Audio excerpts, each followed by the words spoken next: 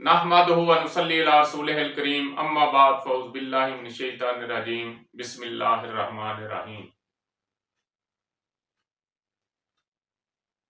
जी हाज़रीन व नाज़रीन, आज हम बात करेंगे जुअल कलब यानी कि बहुत ज्यादा भूख लगना।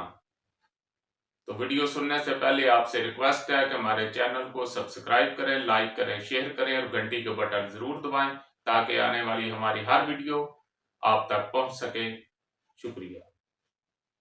तो जी हम बात कर रहे थे भूख का बहुत ज्यादा लगना, इतना ज्यादा लगना कि आप बहुत ज्यादा खाना खा रहे हैं फिर भी आप समझ रहे हैं कि मैं भूखा हूं और थोड़ी देर बाद आप फिर खाना शुरू कर देते हैं।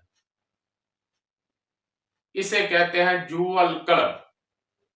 तो कलब जो है ये कुत्ते को कहा जाता है, यानी कुत्ते की तरह भूख। कुत्ते को बहुत भूख लगती है, बार बार खाता है। तो हुकामा ने इस मर्ज का, इस हम तो इसे अलामत ही कहेंगे, बहरहाल इसका नाम जो है वो जुअल कलब से हुकामा ने रखा है, यानी कुत्ते की तरह भूख, यानी बहुत ज्यादा भूख। आदमी सैर होके खाता है लेकिन फिर भी वो समझता है कि मैं भूखा हूं। तो ये उजलाती असाबी तहरीक में होता है। जब इसको आप हरारत देंगे तो इंशाल्लाह भूख जो है आपकी एतदाल पर आ जाएगी।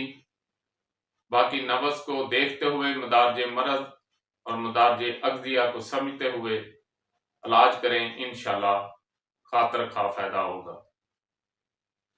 बहरहाल इसके लिए आप अजवैन और पुदीने का कावा जो है वो आपको बेहतरीन फायदा देगा, आपका बेहतरीन मददगार होगा।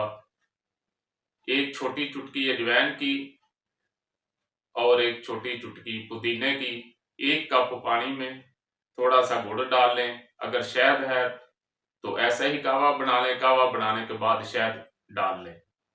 शहद को आग पे रखने की जरूरत नहीं।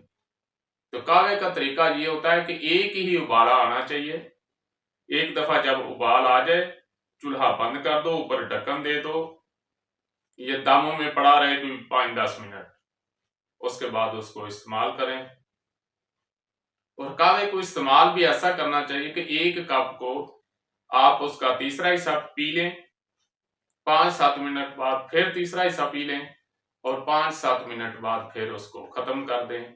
या कम से कम 2 दफा पिए, एक दफा पिए आधा पी लें और 10 मिनट बाद फिर दोबारा आधा पी लें। फिर 2-3 घंटे बाद फिर एक दफा एक कप बनाकर पिए।